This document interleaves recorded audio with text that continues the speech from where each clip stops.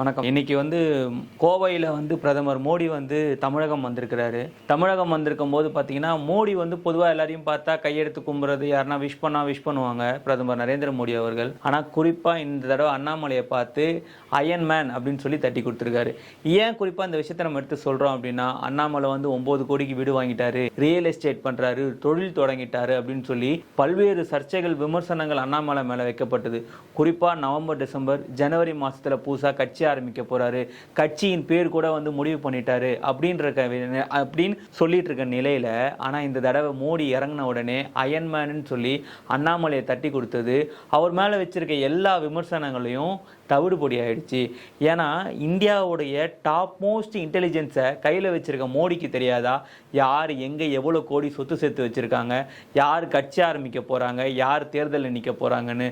அப்போது இவங்க அண்ணாமலை மீது தொடர்ச்சியாக வைக்கப்படுற விமர்சனங்கள் எல்லாத்தையுமே டெல்லி மேலிட நம்பலை, அதுலேயும் குறிப்பாக மோடி நம்பலை அப்படின்றது இன்னைக்கு தெளிவாக தெரியுது. அதனால் ஒரு சிலவங்க யூடியூப் இருக்குது, சேனல் இருக்குது, வாய் இருக்குன்னு சொல்லி என்னென்ன விமர்சனங்கள் அண்ணாமலை மீது வைக்கப்பட்டாலும் உண்மைக்கும் நேர்மைக்கும் என்றைக்குமே பார்த்தீங்க அப்படின்னா ஒரு தனி மரியாதை இருக்குது. அது நல்ல நம்ம பிரதமர் நரேந்திர மோடி அவர்களுக்கு நல்லா தெரிஞ்சிருக்கு. இன்னைக்கு மட்டும் இல்லை, என்றைக்குமே அண்ணாமலை பிரதமர் நரேந்திர மோடி அவர்களோட செல்லப்பிள்ளை தான். நன்றி.